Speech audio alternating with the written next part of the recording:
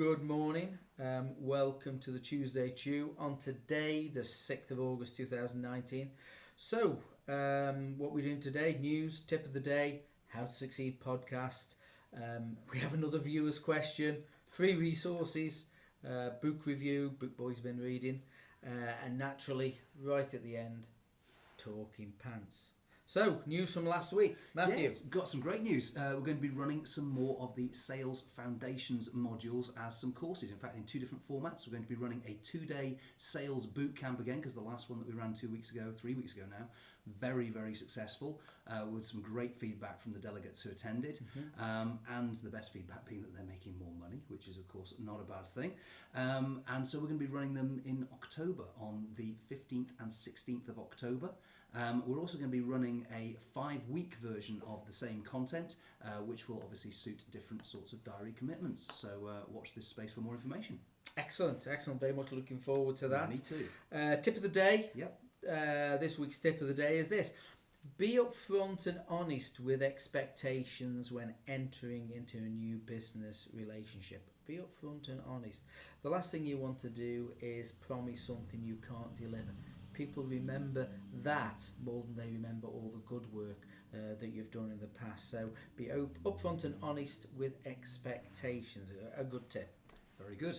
The How to Succeed podcast. The How to Succeed podcast is something that's freely available from Sandler via your podcast app of choice, or indeed you can just listen to it online, whichever you particularly like. It's got almost 300 episodes now. In fact, I think we're just coming up on the 300th episode, and over 1 million downloads. What's this week's episode about, Roy? This week's episode is called How to Succeed by Design. A short podcast. It's a bit of a bonus episode.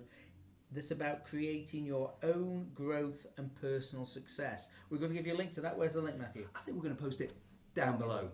Oh, okay. Very good. We've got a viewer's question. Another one. I know. Let me just check what this one is. How do I get past the gatekeeper? Quite a common question, that one. The short answer is you don't. Or you do, but the way that you do that is you don't see them as the gatekeeper. They actually have to see some value in letting you through. There's two things that a gatekeeper typically has to do. Number one is they have to keep out the people who aren't supposed to get through, and number two is they have to let through the people who are supposed to get through. They have to make a value judgment about which one you are. It's a bit more complicated than that, but I'm pretty sure that if you were to post a message down below saying something like, "Help me with the gatekeeper," I think we could probably help you out with that. Send you a link? I think we can send you a link. Wonderful. Okay. We've got free white paper, free resources. Some more free resources. I know, we love free stuff. Would you like to talk about free stuff? 3 ways to ensure your sales cycle doesn't sputter to a halt. Navigating that last mile of the sale, only the best can do that. They put in work ahead of time. It's a chess game. It's the moves that you make early that make a difference at the end. Otherwise, you're putting yourself under far too much pressure at the end.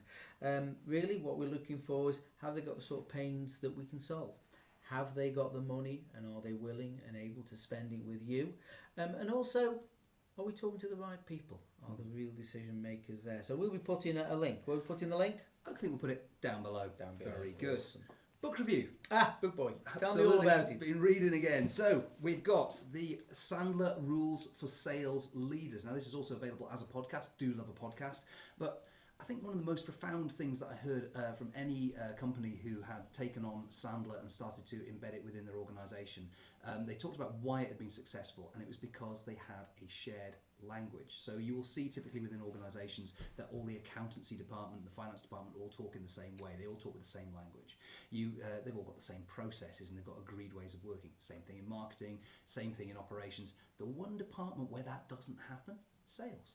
But why not? Given the fact that nothing can happen until something gets sold, why is arguably the most important department in any given company the one that doesn't have shared language and shared process? With this book, they do.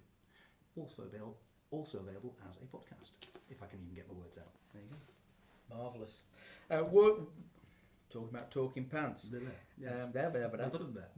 And talking pants today, this is an interesting one. I don't want to upset my prospects by going above their heads. It's a tough one. It is. What they're really saying is they can't get to the decision maker and they don't want to upset someone who's got absolutely no decision-making power. Matthew? It's a difficult one. I mean, I guess it goes back to the point you were making a couple of minutes ago about it's the early chess moves that matter. Make sure that you have those upfront conversations long before this ever becomes an issue, so that you've prepared the way with the prospect, so that they are aware of the fact that you are going to be needing to talk at the right level. Because otherwise, without talking at the right level, there's no sale. It's as simple as that. And sometimes we put up with this sort of behaviour because we can't get to the decision maker, but we don't want to disqualify them because we've got nothing else in the pipeline, and that can be a real problem. But Matthew, is it talking pants? I would say that I don't want to upset the prospect by going above their heads. Talking pants? Afraid so. Yeah. Thank you for that. And so that's it for the Tuesday Chew, and it only seems a few moments ago since we recorded the last one. I know. So that's for this week's Tuesday Chew. Goodbye from me. And it's goodbye from him. Goodbye.